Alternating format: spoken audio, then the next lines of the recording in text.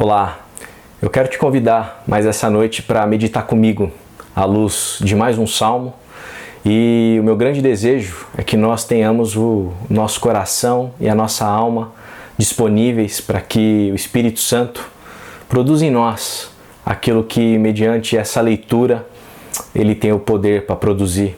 Que a gente, mais do que entender com o nosso raciocínio, com a nossa lógica, o texto, possamos estar abertos e disponíveis para o texto exercer influência no nosso interior. Eu leio o Salmo de número 54 na Bíblia A Mensagem. Ajuda-me, ó Deus, pelo teu amor. Usa a tua influência para me inocentar. Ouve, Deus, pois estou desesperado. Que não estejas ocupado demais para me ouvir. Os fora da lei estão de tocaia para me pegar. Assassinos de aluguel foram contratados para me matar. Nada os deterá. Deus não significa nada para eles. Mas vejam, Deus está bem aqui, me ajudando. O Eterno está do meu lado. O mal está se voltando contra os meus inimigos. Não para, Deus, acaba com todos eles. Estou pronto para adorar agora. Eu te dou graças, ó Eterno. Tu és tão bom. Tu me livraste de todas as dificuldades e agora meus inimigos é que estão em apuros. A gente tem uma ideia muito presente no Antigo Testamento que acaba influenciando muitos autores de muitos livros do Antigo Testamento, inclusive alguns salmos, que é a ideia da justiça retributiva. É aquela ideia do olho por olho, dente por dente. É a ideia de que aquilo que acontece para mim, eu tenho o direito que aconteça com você. É retribuir o mal com o mal. Uma ideia que está inserida dentro do ambiente de vingança. Porém, há sabedoria também dentro dessa justiça retributiva, porque ela acaba nos protegendo de toda espécie de desproporcionalidade. Então, se alguém rouba meu gado, eu não tenho o direito de ir matar o filho da pessoa. Então, a ideia desse tipo de lei, desse tipo de justiça, é mais ou menos essa: evitar que a vingança ela extrapole os limites adequados e nos contenha o nosso coração, que tem um desejo vingativo muitas vezes, e que isso aconteça dentro de um ambiente, dentro de um espaço proporcional àquilo que foi feito. Diante desse texto do Salmo de número 54, especialmente desse salmo, que é um salmo tradicionalmente atribuído a Davi, a gente tem um outro nível de aplicação desse tipo de justiça retributiva. Davi está sendo perseguido por Saul e ele está aqui nessa situação muito complicada, uma situação em que ele está acuado diante de todos os seus inimigos que querem e desejam a sua morte. E Davi, o salmista, ele tem no seu imaginário essa ideia da justiça retributiva. Mas Davi é interessante porque ele não ousa executar essa justiça com as próprias mãos. Inclusive, em uma outra circunstância, numa outra ocasião, ele tem a oportunidade de matar Saul. E ele não o faz, porque ele entende que a justiça compete somente a Deus. Então, aqui nesse salmo, o que Davi nos revela na sua oração é que, embora ele tenha no seu imaginário essa ideia de justiça retributiva, ele não a executa com a sua força, com a força do seu próprio braço, mas ele a coloca dentro desse espaço de espiritualidade, dentro desse espaço de oração, e ele a deposita a Deus. Então ele pede a Deus: Deus, me escuta, Deus, me ouça, porque eu preciso da tua ajuda diante desses inimigos. Ele ora a Deus, clama a Deus. E lá pelo verso 4, 5 ele diz: o Eterno está do meu lado, o mal está se voltando contra meus inimigos. Não para, Deus, acaba com todos eles. Então Davi pede, clama a Deus para que os inimigos recebam todo o mal que está sendo causado a ele, que está sendo injustamente perseguido. E no final do salmo ele vai dizer: estou pronto para adorar agora. Eu te dou graças, ó Eterno, tu és tão bom. E ele diz, portanto, aqui que Deus é bom, e ele passa a adorar e ter gratidão, porque Deus o livra de toda angústia que a perseguição gera e produz na vida dele, bem como ele também é grato a Deus porque ele o livra de todos os seus inimigos e eles acabam sendo colocados numa situação de apuros, numa situação problemática. Então o perseguido acaba sendo livrado aqui pela mão de Deus. Então é interessante perceber o seguinte, que Davi, embora tenha no seu imaginário a ideia de justiça retributiva, ele a coloca dentro desse espaço da oração e pede a vingança, pede a retribuição a Deus.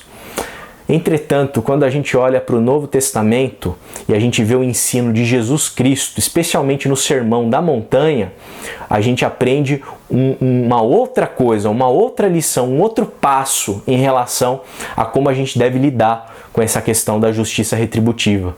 Jesus diz o seguinte: vocês ouviram, odeiem os seus inimigos. Vocês ouviram, olho por olho, dente por dente. Vocês ouviram toda essa ideia. Mas os discípulos de Jesus são instruídos pelo próprio Cristo a não vivenciar, a não experimentar a experiência da justiça retributiva. Os discípulos de Jesus são aqueles que, na verdade, têm exorcizado do teu coração todo desejo, todo ímpeto, todo anseio por vingança. Toda a ideia de retribuir o mal com o mal não combina, vai na contramão de tudo o que Jesus nos ensina à luz do Evangelho, à luz das boas notícias, à luz especialmente desse sermão da montanha que está relatado lá a partir de Mateus capítulo 5. Isso certamente é algo complicado e difícil para a gente, especialmente quando a gente se depara com pessoas que são más, pessoas que fazem o mal, pessoas que nos agridem, nos violentam, pessoas que nos acometem por todo tipo de maldade. Mas os discípulos de Jesus não são aqueles que chegam diante do ambiente de oração pedindo a Deus por vingança, pedindo para o Senhor pesar a mão, pedindo para o Senhor retribuir todo o mal cometido por nós, né, direcionado para nós, para com os nossos inimigos. Nós aprendemos que o espaço da espiritualidade cristã, o ambiente da oração cristã não é um ambiente de vingança, de desejo por vingança, mas é um lugar em que quem ora tem um coração que coloca os inimigos como alvo da sua intercessão. E mais do que orar pelos inimigos, nós somos instruídos a amá-los, a amá-los. Então o cristão não é alguém que deseja vingança, não é alguém que retribui mal com mal, mas é alguém que ama aquele que o persegue, é aquele que dá outra face, é aquele que intercede, aquele que ama de uma maneira genuína, uma maneira verdadeira.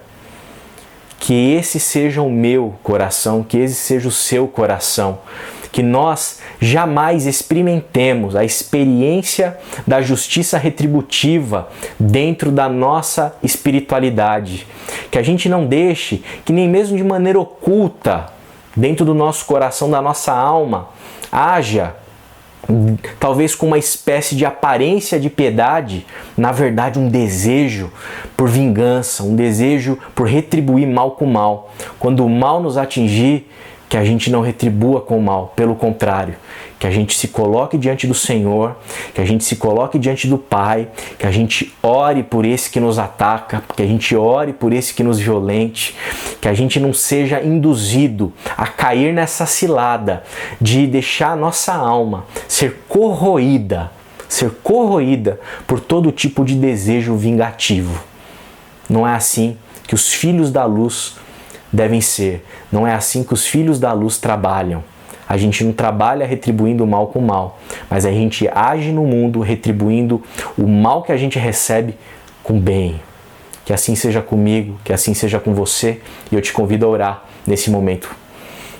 Senhor, diante de Ti a gente se coloca, diante do Senhor a gente derrama o nosso coração, Pai, e a gente te pede humildemente que o Senhor nos sonde e mostre para nós se de maneira oculta toda aparência de piedade das nossas preces, da nossa oração está na verdade ali sendo apresentado diante do Senhor um desejo por vingança, um desejo para que o mal caia sobre todo aquele que pratica o mal contra a nossa vida. Possamos aprender a viver dentro de uma lógica, dentro de uma espiritualidade condizente com o Teu ensinamento. E que mesmo diante da pessoa mais maldosa que possa nos atingir, que a gente possa orar e interceder por ela, que a gente possa retribuir o mal com o bem, que a gente possa interceder pelos nossos inimigos, interceder por aqueles que nos perseguem, que nós possamos amá-los de uma maneira genuína e verdadeira. Livra-nos de experienciar esse tipo de justiça retributiva e que o nosso coração seja cheio do Teu Espírito, que é o Espírito do Cristo, que é o Espírito da vida, que é o Espírito da graça, e que a gente haja sempre com misericórdia neste mundo, Senhor. É o que eu te peço por mim e por todos nós, em nome de Jesus. Amém. Amém. Deus abençoe a sua vida.